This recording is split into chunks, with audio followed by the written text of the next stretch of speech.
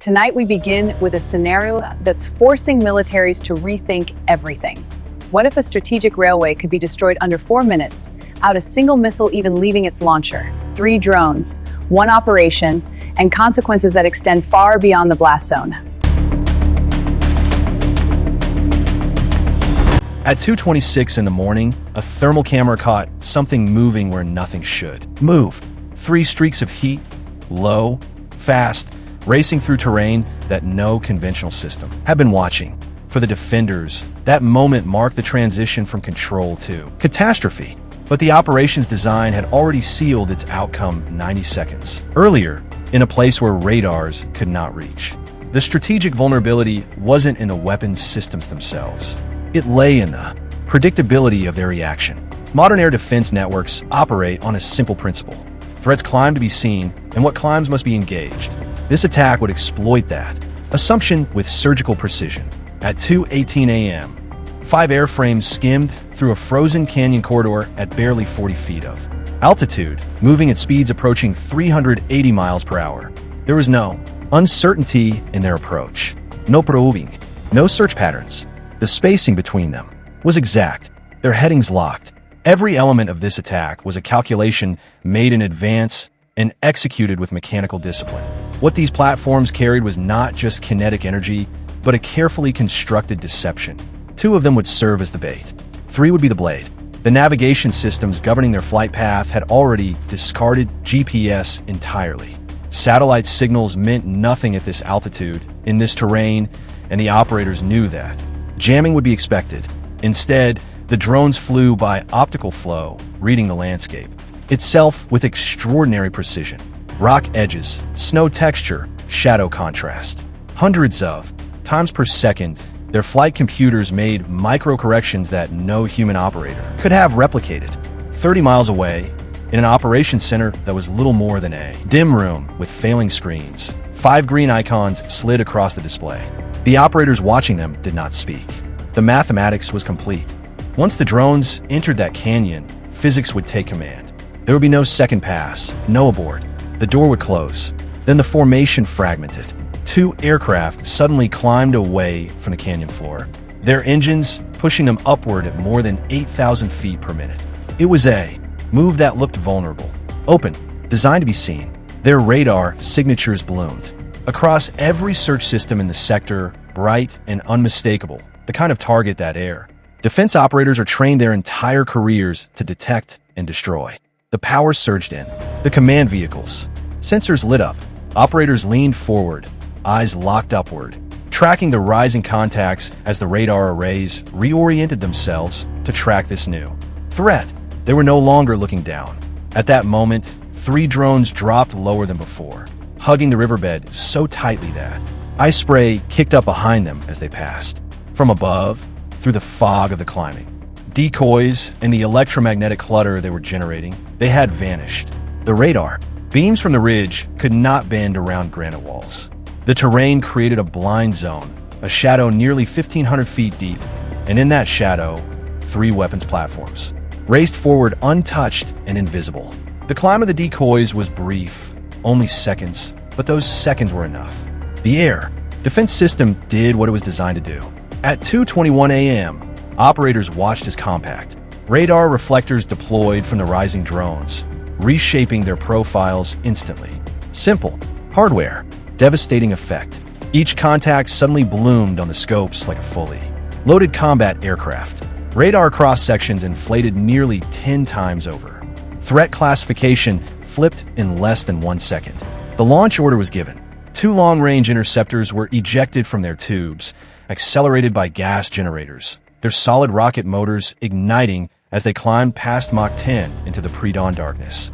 2 fireballs ascended into the night sky, visible for miles. Inside the command vehicle, relief crystallized into certainty. 2 kills. The sector was secure. The missiles had performed their function.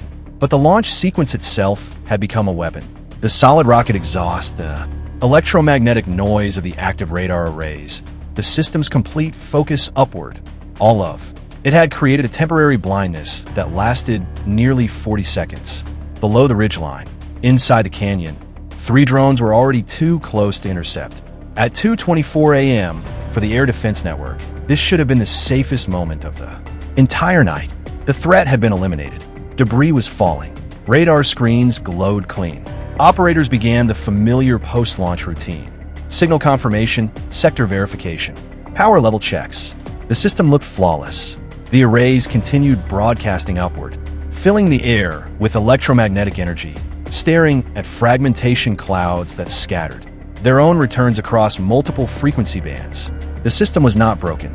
It was simply overwhelmed, distracted, looking in the only direction where the threat had appeared.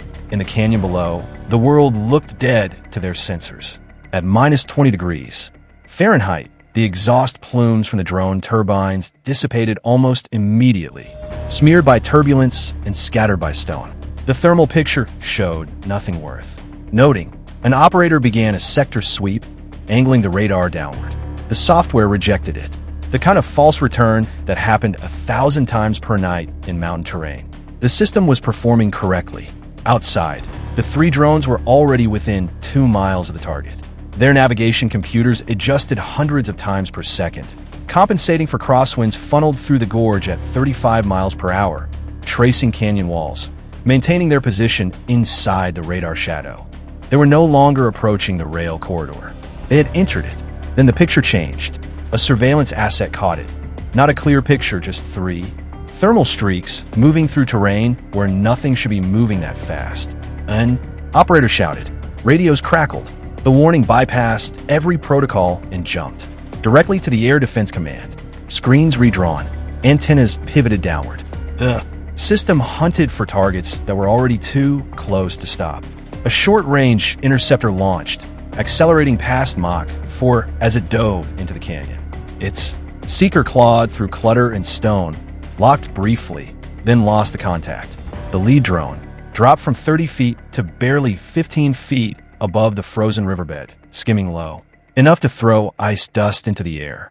The missile followed, forced into a brutal correction, pulling more than 25 GS as it attempted to keep pace.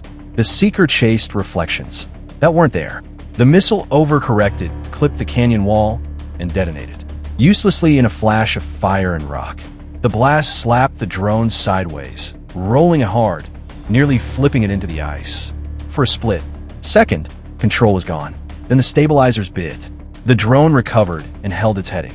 At ground level, the train crew saw the explosion echo through the canyon. Throttles slammed forward. Guards opened fire, filling the corridor with tracer rounds. Rifles, machine guns, volume over accuracy.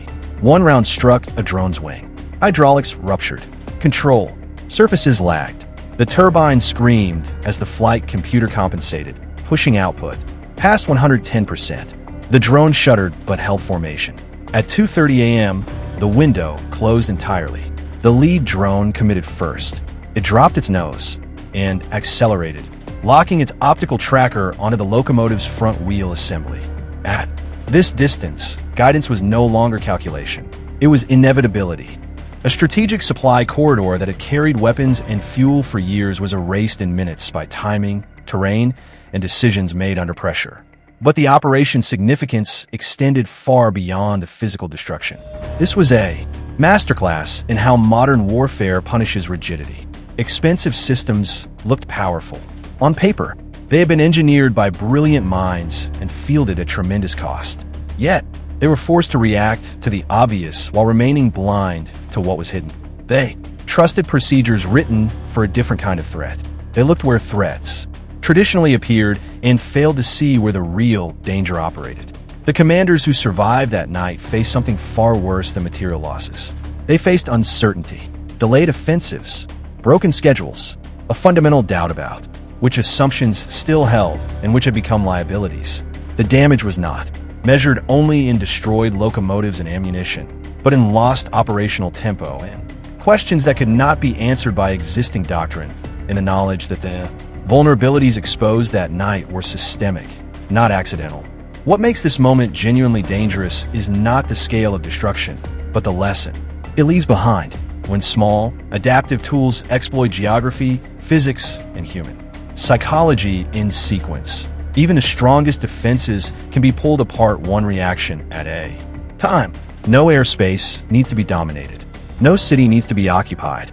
Sometimes all it takes is one corridor, one night, one deception, and one mistake that cannot be reversed. The canyon at dawn looked like a grave, but the real casualty was something more abstract and far more consequential. The confidence that rigid systems, no matter how well funded, could maintain control in an environment that refused to play by their rules.